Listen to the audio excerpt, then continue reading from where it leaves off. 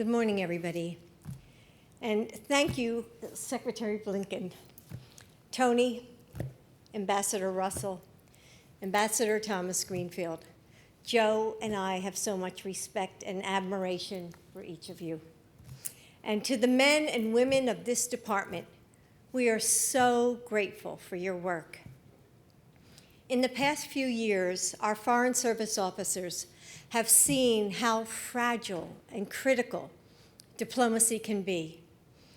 But the challenges our nation faced only inspired you to fight harder for democracy, universal rights, and the rule of law in all the places you serve. The President and Secretary Blinken are going to make sure that your faith is rewarded. And America will lead because you are forging the way.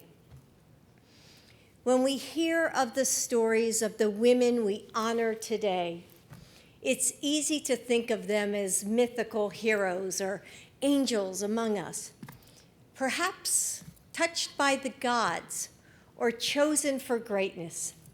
What else could explain such Herculean acts of fortitude and fearlessness? Yes, our awardees today are heroes, but they are also human. They want what we want: comfort, happiness, good meals with friends and family, memories that make them smile long after they're made. Some of these women have spent their lives fighting for their cause. Others are just starting out on a journey that they didn't ask for. Some were called to service, and some couldn't escape it. They are fighting for their own lives and for their children. They want to right the wrongs of the past, build a brighter future for everyone. They aren't immune to fear, no one is.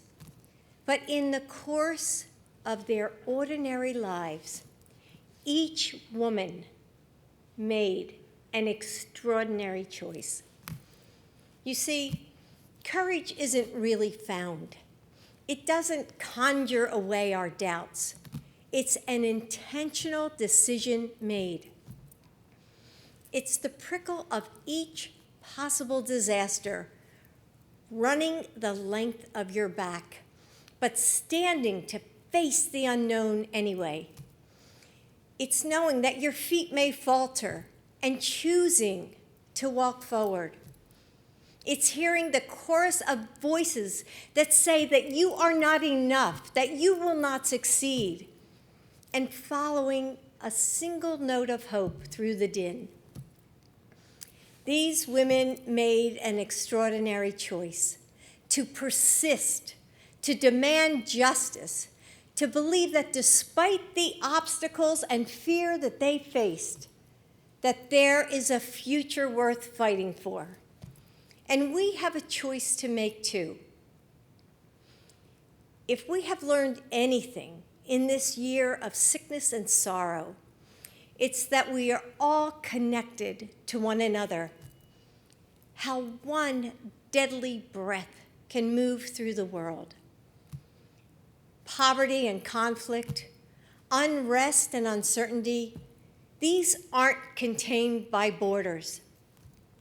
But we've seen how joy can spread too, with the music of balcony concerts bringing comfort to people across the world. We've seen calls for justice echoing through the streets of cities near and far. And we've seen how the things that connect all of us, our love for family and friends, our hope that we will be together soon, transcend language and distance. Diplomacy at its best is a recognition of this connection. That freedom for women in Afghanistan strengthens communities everywhere. That education in Burma creates opportunity far away. that fair elections in Belarus will bolster our own democracy too.